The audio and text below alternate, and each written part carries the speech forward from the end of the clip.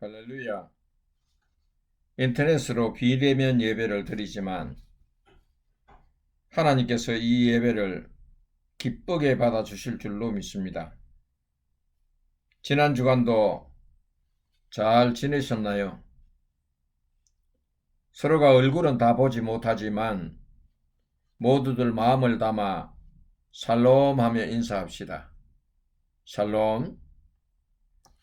오늘 설교 본문은 로마서 6장 6절에 있는 말씀으로 우리가 알거니와 우리의 옛사람이 예수와 함께 십자가에 못 박힌 것은 죄의 몸이 죽어 다시는 우리가 죄에게 종노릇 하지 아니하려 함이니. 아멘. 설교 제목은 이전과 동일합니다. 제목은 옛사람은 죽어야 한다입니다. 오늘도 같은 제목으로 세 번째 말씀을 드립니다. 내 안에서 일어나고 있는 옛사람의 속성을 다스리는 문제들은 막상 쉬운 것 같으면서도 어렵습니다. 그렇기 때문에 내 힘으로는 되지 않습니다. 늘 기도하면서 나는 할 수 없지만 하나님께서 하게 하시면 가능하다는 마음을 가지시고 성령님께서 인도하심에 따라 순종하시면 됩니다. 그동안의 설교는 첫 번째, 욕심을 어떻게 다스리느냐 하는 문제이었고, 두 번째는 거짓말은 습관적인 것이라도 하면 안 된다고 하는 문제였습니다. 앞에 설교를 듣지 못하신 분이 있다면 유튜브 동영상을 찾아 들으시면 많은 도움이 될 것입니다. 옛사람의 속성을 그대로 내 안에 두면 거짓의 아비에게 종노릇하여 살지만 옛사람의 속성에서 벗어나 자유로워지면 행복한 삶을 살 수가 있습니다. 오늘은 세 번째로 분을 품지 말라는 제목으로 말씀을 드리겠습니다. 우리는 지금까지 살아오면서 분을 한 번도 품지 않는 사람은 없었을 것입니다. 사람에 따라 다르겠지만 대개는 살아온 나이보다 분을 내는 횟수가 훨씬 많았다는 것입니다. 분을 내는 횟수는 사람의 성격에 따라 조금은 차이가 있습니다만 대개 급한 성격과 온유한 성격과는 차이가 있습니다. 급한 성격을 가진 사람은 분을 속히 내는가 하면 온유한 성격을 가진 사람은 분을 내기 전에 자기 안에서 1차 감정 조절을 합니다. 사람들의 성격이 어떻든 우리 모두는 생활하면서 분을 내면서 살아간다는 공통점을 지니고 있습니다. 설문조사 연구기관에서 나온 통계입니다. 성인 7,000명을 대상으로 스트레스를 받을 때 가장 많이 나타나는 반응이 무엇인가 조사했더니 1위가 분노였다고 합니다. 그럼 내 마음에서 분노를 일으키는 스트레스가 어디에서 오는가? 스트레스의 원인은 외부적 요인과 내부적 요인으로 옵니다.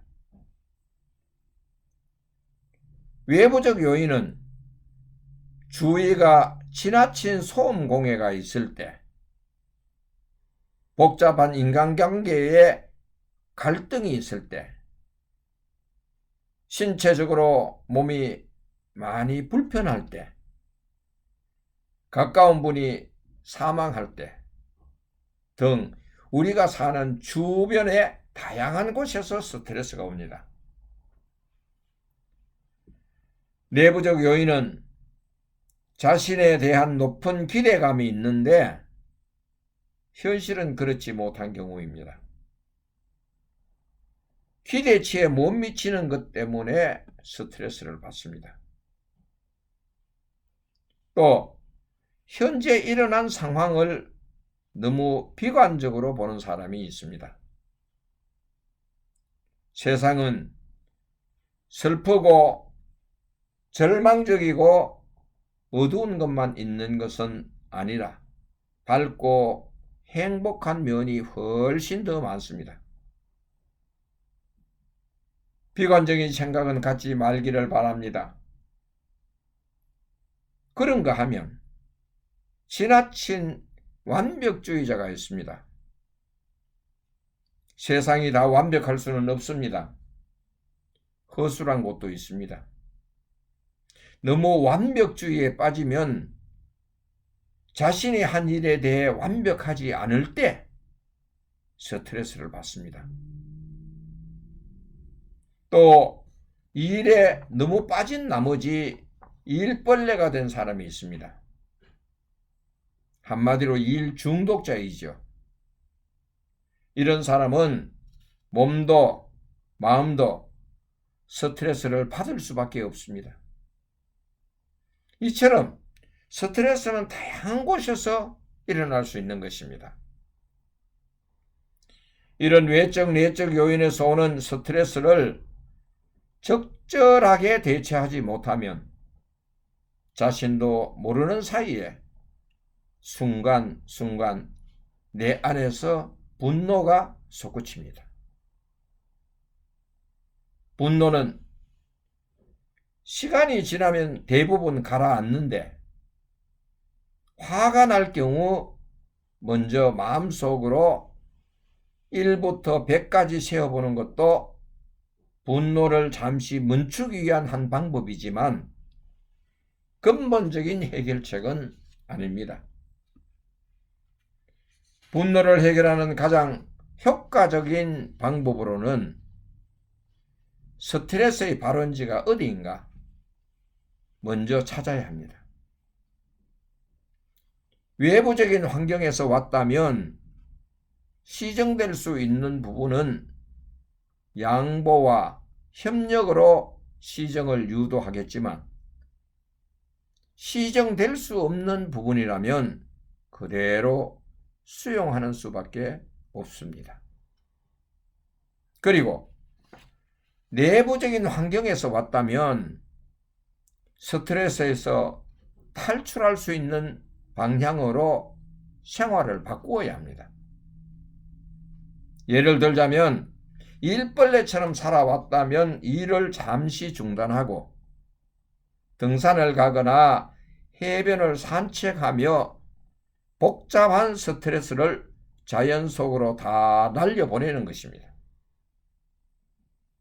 자연은 여러분들의 스트레스를 받아줄 준비가 언제나 되어 있습니다.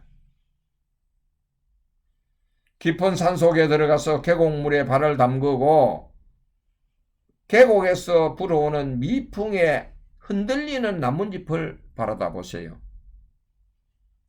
나뭇잎 사이에서 숨바꼭질하는 푸른 하늘과 햇빛, 가끔 녹음짙은 나뭇잎 사이를 노래하며 스쳐 지나가는 산새들의 날개짓을 바라보고 있노라면 어느새 당신의 스트레스는 저 멀리 떠나가 있을 것입니다.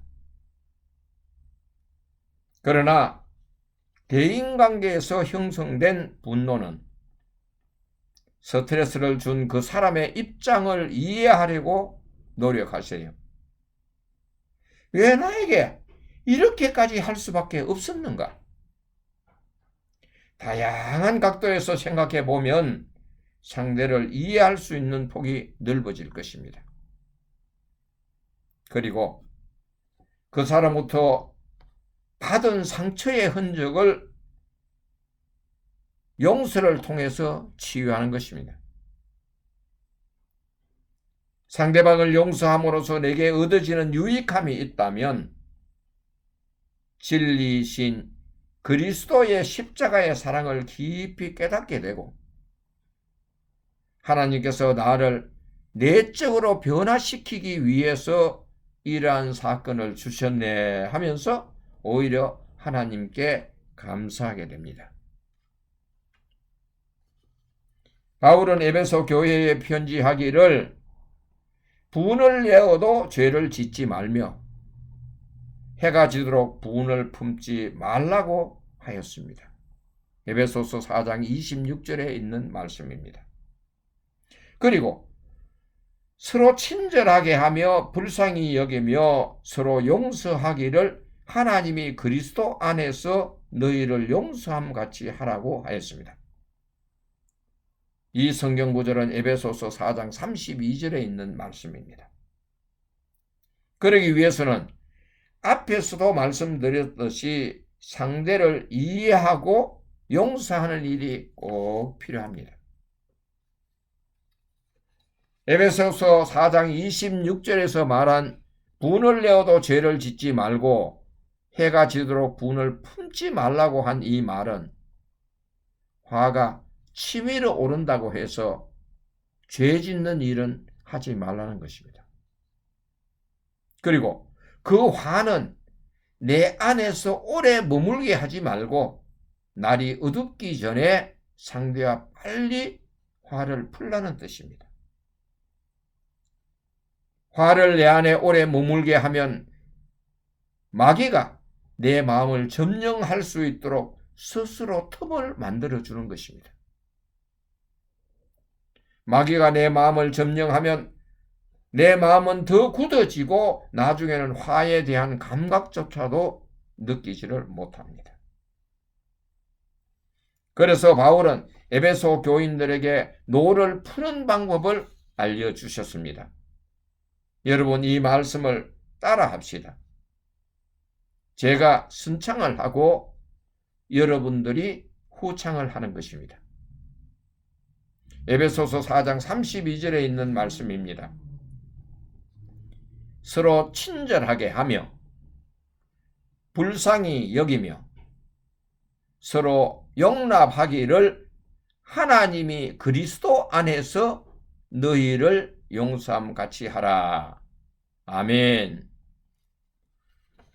서로 친절하고 불쌍히 여기고 서로 용서하는 것을 하나님이 그리스도 안에서 우리를 용서함 같이 할 수만 있다면 생활에서 스트레스 받을 일도 화날 일도 없습니다. 아멘입니까? 오늘 설교의 제목이 분을 품지 말라입니다.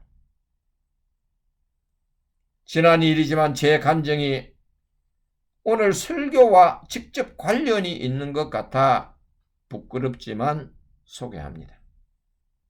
이 감정이 여러분들의 신앙생활에 도움이 되었으면 합니다. 얼마 전 손님과 함께 푸드코트에 들려 3사람의 식사를 주문하고 식탁에 앉아 30분을 기다렸습니다. 기다리는 동안 손님이 직접 음식을 가져가는 것, 투고라 그러죠.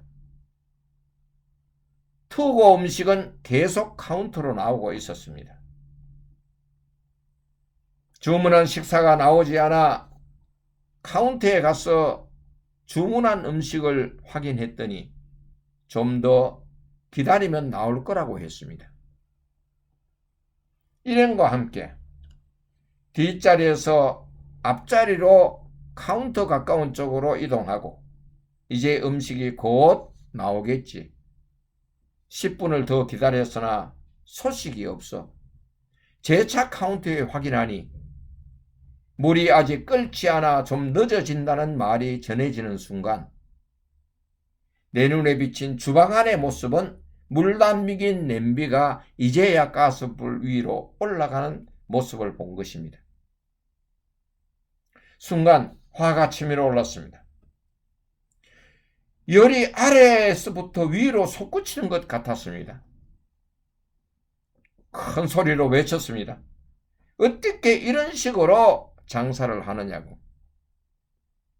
냄비물을 지금 가스불 위에 올리면서 물이 끓지 않아 음식을 준비하지 못한다니 말이라도 이해가 되도록 해야 하지 아니하느냐고. 지금까지 여러 손님이 투고 음식을 가져가는 것을 보았는데 왜 거짓말을 하느냐고.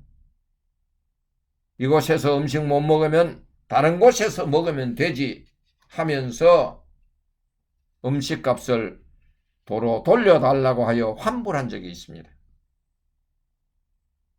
대화의 내용들이 주위 사람들에게 다 들렸으니 무슨 일이냐고 궁금해하는 것이었습니다.